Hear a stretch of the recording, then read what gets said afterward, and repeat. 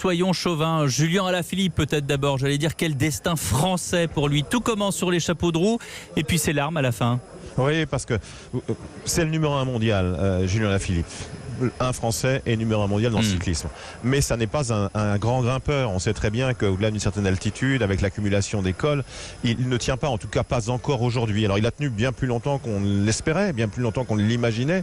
Il a tenu 14 jours lui-même. 14 jours en jaune, 14 jours en jaune avec une grinta, avec une audace incroyable. Il attaque partout et n'importe où, mais il attaque aussi là où on l'attend. Il répond présent et il fait tout ça avec une décontraction incroyable. Je vais évidemment retenir, comme vous, j'imagine, ses exploits, ses 2 victoires d'étape, mais aussi ses sourcils qui se redressent lorsqu'il est à côté du président de la République, le jour anniversaire des 100 ans du maillot jaune, et où il fait sourire tout le monde.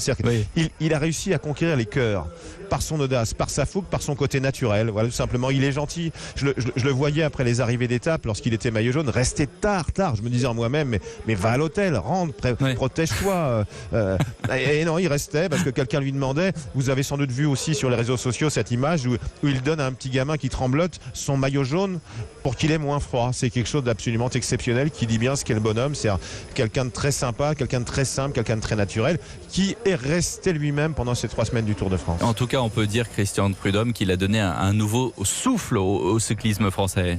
Oui, au cyclisme international même, parce que le cyclisme était souvent trop cadenassé ces dernières années, en particulier dans la plus grande course du monde, qu'est le Tour de France, parce que c'est le plus important. Là, on va défendre une 7e place au classement général, on va défendre un maillot à pois, on va défendre un maillot vert, etc., le classement par équipe.